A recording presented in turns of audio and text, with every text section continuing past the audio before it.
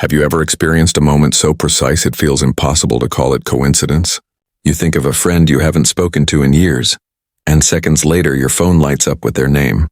You start noticing the same repeating number on clocks, receipts, or license plates until it feels like reality itself is trying to speak to you, or an opportunity appears at the exact moment you need it, even though logic says it shouldn't be possible. These are what we call synchronicities. Some people brush them off as random chance, but deep down, you know they carry meaning, patterns, whispers, evidence of something larger guiding the unfolding of your life. Carl Jung, the Swiss psychologist, was the first to name this phenomenon. He called it meaningful coincidence. Even he admitted that synchronicity seemed to defy how we believe reality works. How could two unrelated events align so perfectly that they create a sense of divine timing? Science says it's impossible. Quantum physics says otherwise. In the quantum field, reality doesn't unfold in a simple chain of causes and effects. All possibilities exist at once, waiting to be observed, waiting to collapse into form. And when you resonate with a particular possibility, it begins to bleed through into your awareness, manifesting as synchronicities. It's the universe showing you trailers of a reality that's not fully here yet. You could call it your shadow reality, but these shadows aren't imaginary. They're echoes of something real, vibrations just beyond your perception. Think of it this way. Before an object appears, it casts a shadow. You might not see the object yet, but the shadow reveals its presence. Synchronicities are the shadows of your quantum timeline, the first signals that your next reality is already forming, already aligning, already calling you to step into it. Here's the paradox. Though most people misread these signs, some dismiss them as meaningless coincidences, while others cling to them obsessively, turning every small event into superstition. Both reactions block the actual manifestation from coming through. So why do synchronicities happen in the first place? To understand that, we need to look at both science and spirit. Neuroscience tells us that your brain is a prediction machine. It filters billions of bits of data down to what matches your focus and expectations. When you begin tuning into a frequency, like love, abundance, or expansion, your brain literally starts highlighting experiences that match that vibration. You notice more of what you're already aligned with. But here's the deeper truth. Your brain isn't just noticing patterns. It's entangled with the quantum field itself, pulling forward realities that match your internal state. This is why people who live in fear seem to constantly notice fearful events, and those who embody gratitude seem to stumble upon blessings everywhere. It's not luck and it's not random. It's resonance. And the more coherent your internal state becomes, the more undeniable and precise your synchronicities get. That's why seeing repeating numbers, hearing the same phrase from multiple sources, or encountering opportunities that just happen are never just surface events. They're your shadow reality trying to show you, look, it's already here. Stop doubting. Stop waiting. Step into it. Now here's the open loop that will change how you see this forever. Synchronicities are not the end of the journey. They're the beginning. They aren't the prize. They're the breadcrumb trail leading you to the reality that already exists, waiting to be embodied. The shadow is not the destination. It's the invitation. And when you learn how to recognize it, trust it, and act from the vibration it's pointing you toward, you unlock the doorway to a full quantum shift. Stay with me because in the next part, I'm going to show you the real mechanics behind synchronicity. Not just Jung's psychology, but the quantum physics that explains why it happens, and why it's always a signal that your next reality is closer than you think. To understand synchronicity at a deeper level, we have to leave behind the old Newtonian model of reality, where cause and effect are linear, predictable and measurable, and step into the quantum paradigm. In Newton's world, coincidences are meaningless because everything is supposed to be a chain reaction. A falling domino knocks down the next. A push causes a movement. A thought has no business shaping the external world. But quantum mechanics shattered that certainty. Experiments, from the double slit to quantum entanglement, have shown us something radical. Reality is not built like a machine. It is built like a field that responds to observation, intention, and resonance. When physicists fire single particles through two slits, those particles behave differently depending on whether or not they are observed. Without observation, they spread out as a wave existing in every possible position at once. With observation, they collapse into a single location. This is the observer effect. And it tells us something extraordinary. The act of noticing literally changes what becomes real. Now apply this to synchronicity. The reason certain events line up in ways that defy logic is not because of chance. It's because your consciousness is already tuned into the wave of probability where those events exist. The moment you give attention to that wave, it collapses into your lived experience. But synchronicity doesn't stop at the observer effect. It also draws from quantum entanglement. Two particles once connected remain linked no matter the distance between them. What happens to one instantly influences the other. This non-local connection means that events in your external world can be entangled with your inner state in ways that bypass space and time. That's why you think of someone, and they suddenly call. That's why you dream of an opportunity set and it shows up the next day. It's not random. It's entanglement manifesting across dimensions.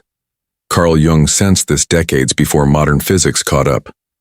He wrote that synchronicity was a principle of a causal connection, meaning events were linked not by physical cause, but by meaning. Meaning itself was the bridge between mind and matter, and today neuroscience gives us even more insight. Your subconscious filters out most of reality, but when you enter a heightened state of awareness, whether through meditation, emotion, or intention, your brain stops suppressing those subtle connections. You begin to see the pattern that's been there all along. What was invisible becomes undeniable. Here's the key. Synchronicities appear most often when your internal vibration is shifting. They are indicators of coherence. Imagine your thoughts, emotions, and body as instruments in an orchestra. When they're out of tune, the sound is chaotic and you feel lost. But when they align into coherence, the resonance carries far and wide. The quantum field responds to that harmony by reflecting it back to you through external events. Those external reflections are synchronicities, the universe echoing, yes, you're in tune. Keep going. The danger, though, is misinterpretation. Many people fall into the trap of chasing synchronicities as if they were the goal itself. They see repeating numbers and think this is the miracle. But the numbers are not the miracle. They're the signal. Just like a compass is not the destination, synchronicity is not the manifestation. It's the shadow of the reality forming in your field. If you stop at the shadow, you miss the actual object. Another common misstep is treating synchronicities like tests from the universe, as though missing one means you failed. But the truth is simpler and more empowering. Synchronicities arise naturally when you're aligned, and they fade when you fall out of alignment. They're feedback, not judgment. A mirror, not a scoreboard. If you stop seeing them, it doesn't mean you're cursed or punished. It means it's time to retune your frequency, to come back into coherence. And here's where the real shift happens. When you start engaging with synchronicity consciously. Instead of brushing it off, you pause. You breathe. You acknowledge that your shadow reality is brushing against your present one. And in that pause, you ask yourself, what state within me is being mirrored here? What reality is asking to be embodied? This transforms synchronicity from a random event into a navigational system. Suddenly, you're not just wandering through reality, you're being guided by it. This is why synchronicity has been described as the language of the universe. It's not the universe speaking to your logical mind. It's the universe speaking to your energy, your intuition, your higher self. The more you learn to recognize the mechanics, entanglement, coherence, observer effect, the more you see that this isn't superstition. It's physics. It's consciousness interacting with the field. And the more you accept that, the more fluent you become in that language. In the next part, we'll go even deeper. Because if synchronicity is your shadow reality, then the question becomes, how do you step out of the shadow and into the full embodiment of that reality? How do you collapse it into the now? The answer lies in a simple but powerful shift of perspective, one that turns synchronicity from a mystery into a tool. When synchronicity shows up, most people treat it like a fleeting spark, magical in the moment but forgotten just as quickly. They see 11:11 on the clock, bump into an old friend at the exact right time, or stumble upon a book that answers the very question they've been struggling with, and then they smile, feel a little wonder, and move on. But what if synchronicity wasn't meant to be a passing curiosity? What if it was designed as the entry point into a deeper reality? Synchronicity is not the manifestation itself. It's the shadow of your future brushing up against your present. And the real work is learning how to collapse that shadow into substance. In quantum physics, the wave function describes all the possible states a particle could occupy before it is observed. It exists in superposition, many states at once, all equally real. Synchronicity is like catching a glimpse of that superposition, as if your consciousness tuned briefly into a version of yourself where the desire is already real. The repeating numbers, the chance encounters, the perfectly timed song on the radio, these are all signatures of a probability wave trying to collapse into form. If you ignore them, the wave dissipates back into the field. But if you meet them with awareness, intention, and alignment, you give that probability permission to become the reality you live in. Carl Jung hinted at this when he spoke of synchronicity as a psychic parallelism. He believed that these events were not causal, but acausal, linked not by cause and effect, but by meaning. Meaning is the bridge. The moment you infuse a synchronicity with meaning, you collapse it into your timeline. You transform what could have been a coincidence into a catalyst. But this requires more than fleeting recognition. It requires coherence between thought, feeling, and body. Let's bring neuroscience into the picture. Studies on neuroplasticity show that your brain literally rewires itself based on what you repeatedly focus on and feel. When you notice a synchronicity and pair it with an elevated emotion, gratitude, awe, trust, you're programming your nervous system to recognize and anchor that new reality. You're training your subconscious to align with the timeline where that reality already exists. In Joe Dispenza's words, neurons that fire together wire together. By consciously engaging synchronicity, you're wiring your body and mind to expect the extraordinary. And in the quantum field, expectation is not passive, it's magnetic. Now here's where most people miss the leap. They think the synchronicity is telling them what to do. But it's not about instruction, it's about reflection.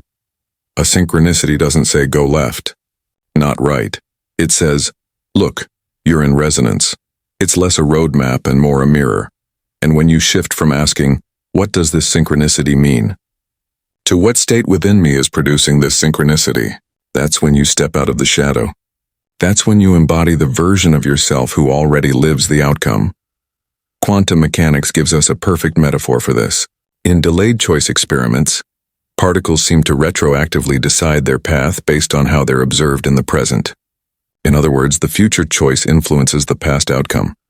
Applied to your life, this means the reality you step into today can rewrite the story of yesterday. A synchronicity is not predicting your future. It's revealing it. It's showing you a reality that is already available if you choose to embody it now. The choice is not about action first. It's about alignment first. This is why synchronicity often feels so dreamlike, as though reality itself is bending. In those moments, you are touching the liminal space between timelines, standing with one foot in the shadow and one in the light. The question is, do you lean back into the comfort of the old, or do you step forward and let the shadow become real? The field will not force you. The field will only mirror you. Spiritual teachers like Neville Goddard understood this long before quantum mechanics gave us language for it. He taught that imagination is not fantasy. It is the seed of reality. When you imagine yourself as already being the person who lives the synchronicity's message, you are collapsing the future into the present. You're no longer waiting for the sign. You're becoming the one the sign has been pointing to all along. Here's a practice to turn shadow into substance. The next time a synchronicity happens, pause. Instead of asking, what does this mean? Close your eyes, breathe deeply, and feel into the state of the self who already lives inside that reality. If the synchronicity was about love, embody the feeling of already being loved. If it was about abundance, embody the feeling of already being supported. Hold that state for 90 seconds, because neuroscience shows it takes at least that long for the emotional signal to imprint into your nervous system. In that moment, you're not just noticing synchronicity, you're collapsing it into form. And remember, the shadow is always ahead of the light. Synchronicity is not lagging behind your reality, it's leading it. It's the preview, not the replay. By choosing to engage with it consciously, you're stepping into the preview and saying, yes, this is mine. This is now. In the next part, we'll explore why synchronicity doesn't always feel smooth, why it sometimes disappears, stalls, or even turns chaotic, and why that disruption may actually be the clearest signal that your reality is about to shift. There's something most people never talk about in the world of manifestation and synchronicity. What happens when the signs stop showing up? You may have been seeing repeating numbers everywhere, feeling aligned encounters at every turn, hearing songs on the radio that spoke directly to your situation, and then silence. No more signs. No more synchronicity. It can feel unsettling, almost like the universe has turned its back on you. But what if that silence isn't rejection? What if it's the final stage before the shift? In quantum mechanics, before a particle collapses into a specific state, it enters a liminal zone, a kind of probability haze where it could become anything. That haze is unstable, but it's necessary. Without it, the collapse into form cannot occur. In your life, the absence of synchronicity plays the same role. It's not that the field has stopped responding. It's that the field is recalibrating, aligning the probabilities, preparing to lock in the version of reality you've been resonating with. This quiet phase is not the end of your manifestation journey. It's the threshold. Neuroscience offers another lens. The human brain relies heavily on predictive coding, meaning it constantly anticipates patterns based on past experience. When synchronicity floods your awareness, it trains your brain to expect the extraordinary. But right before a leap, those old predictive codes get disrupted. Your nervous system temporarily enters uncertainty. It feels uncomfortable, even empty. But that discomfort is not failure. It's the rewiring in process. It's your old neural maps dissolving so the new ones can take root. Carl Jung also pointed to this phenomenon in his exploration of synchronicity. He noticed that meaningful coincidences often came in clusters, bursts of alignment followed by periods of quiet. Those gaps weren't random. They were integration periods. Think of it like the inhale and exhale of manifestation. Synchronicity is the inhale, the drawing in of energy, alignment, and signals. The pause between breaths is the silence, where your system stabilizes and your reality prepares to exhale into form. If you panic during the pause, you disrupt the flow. If you trust it, you anchor the shift. Spiritually, this silence can feel like a dark night of the soul. Old identities loosen, familiar anchors fall away. You may feel unseen or unsupported, but the truth is the opposite. The silence means you're closer than ever. The field doesn't give you silence to punish you. It gives you silence to test your resonance. Will you cling to old doubts, or will you stand in faith even without external proof? This is where your quantum signal becomes the strongest, because it's not being reinforced by external signs. It's being generated purely from within. Here's the paradox. Synchronicity vanishing may actually be the most powerful synchronicity of all. It's the field saying, you've received enough previews. Now it's time to live the reality, without training wheels. And the way you respond in this quiet phase determines whether the jump locks in or dissolves back into potential. If you respond with doubt, you signal to the field that you weren't ready. If you respond with trust, you send the clearest message possible. I am already aligned. I don't need the signs to know it's real. That's when the collapse happens. And this is where I want you to pause and really integrate this truth. Because if you're in that silent phase right now, wondering why the magic seems to have disappeared, it could be the clearest evidence that your quantum jump is near. The silence is not absence. It is compression, energy gathering before release, the bow pulling back before the arrow flies. So here's what I invite you to do right now to seal this awareness. Write in the comments below, not as a ritual, but as a declaration, these words, I trust the silence before my shift. When you put those words into writing, you're not just engaging with this video, you're sending a vibrational signal to your subconscious, your nervous system, and the field itself. You're saying, I no longer fear the pause. I recognize it as the passage. And the field always responds to declarations made in alignment with truth. Because here's the secret. Synchronicity is not proof that you're on the path. It's a reflection of the state you're in. And the silence? That's the ultimate reflection. It's the space where you get to prove to yourself that you are already aligned, even without external evidence.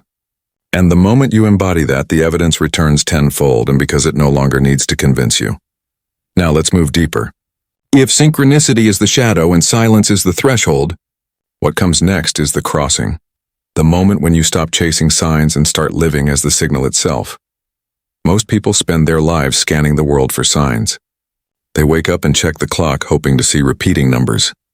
They wonder if a stranger's comment or a song on the radio carries a hidden message meant for them.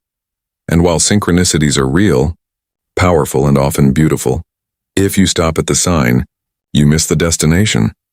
The quantum field doesn't want you addicted to clues. It wants you to become the signal. Because when you embody the vibration fully, the universe no longer needs to send previews. You're already living the main event. Think of it this way. Synchronicities are like breadcrumbs left on the path. They reassure you that you're heading in the right direction. But breadcrumbs aren't the meal. They're not the fulfillment of the journey. The real shift happens when you stop picking up crumbs and instead become the one baking the bread. That's what it means to become the signal. Instead of waiting for reality to confirm who you are, you begin to radiate your identity so strongly that reality has no choice but to conform to you. Physics helps us see this clearly. In experiments with quantum coherence, when particles are entangled, they don't wait for external signals to align. Their state is already shared. They are the signal. In the same way, your consciousness can either operate as a seeker of alignment, constantly asking for reassurance, or as the source of alignment, radiating coherence into the field. When you reach this state, synchronicity doesn't disappear, but it changes. It stops being random bursts of reassurance and becomes a constant resonance with everything around you. You walk into rooms and they feel different. People mirror your vibration without knowing why. Opportunities flow not as accidents, but as inevitabilities. Neville Goddard often taught that the true creative act is living in the end. That means embodying the result before any evidence appears. It's not about waiting for signs, it's about becoming the one who no longer needs signs. When you live in the end, you are the sign. The mere fact that you exist in coherence sends ripples through the field, drawing the corresponding timeline into collapse. Joe Dispenza's research also supports this.